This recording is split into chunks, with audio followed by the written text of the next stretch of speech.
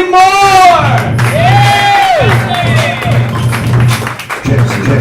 Jessie Moore. What's up, Hourglass Club? How you doing tonight? Oh man, oh, it's a good night. So, it's my first time doing After Dark. It's great. I actually did the show a couple times when it was the weekend finale, and it was on Sunday nights or Sunday afternoon. It was great. But I feel like the reason they moved it was because there was a way more funny comedic group in town, and they didn't want to compete against it. That's the Jacksonville Jaguars. So I like cats and I like dogs. I think that makes me bipedal. It's not so bad being a fat guy.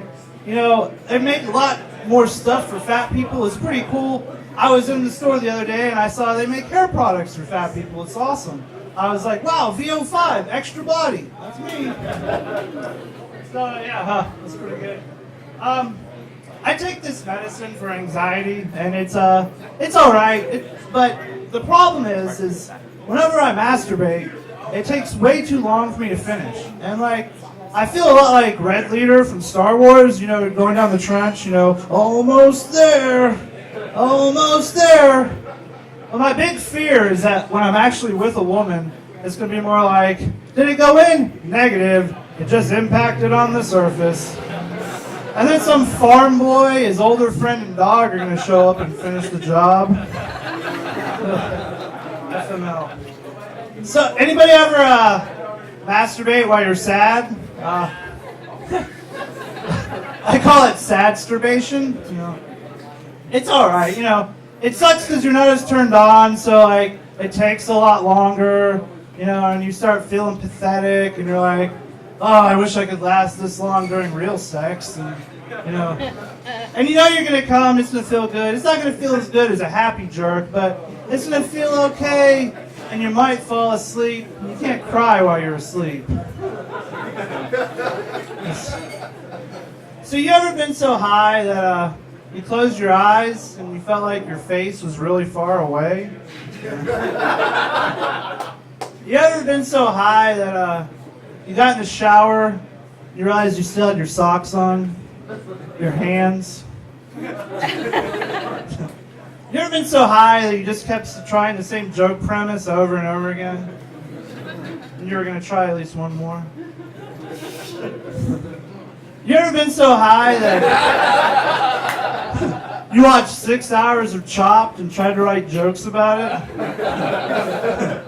It doesn't work very good. So I got 2 pee holes. You can hold your applause. And I thought this was normal for the longest time. It was like 10 years ago, my ex-wife was like, hey, you're not supposed to have 2, right?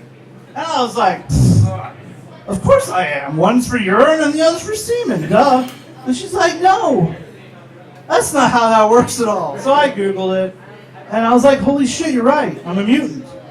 And, my doctors never said anything to me about this. My parents never warned me. None of my other ex-girlfriends said anything. But the thing that really upset me the most was Charles Xavier never called. I could have at least been on the X-Men Gold team. Nightcrawler teleports me behind Magneto, unzip my pants. Magneto's like, fuck. What do I do with that? I'm the master of magnetism, not pee holes. And plus, I have a really cool superhero name. They call me Double Barrel. That's pretty good. Hey, so I was actually with a woman the other night, if you can believe that. And she's gorgeous, obviously way out of my league. And it sucked because my penis was not wanting to cooperate, and it just would not stay hard, and it was really fucked up. But I felt like my penis was like, look, buddy, we both know you do not belong here, so let's just take it somewhere else. It felt a lot like when I go into a Publix, and the person walks over and they're like, hey, can I help you find the nearest Winn-Dixie? I've been Jessie Moore. I hope you guys have a good night.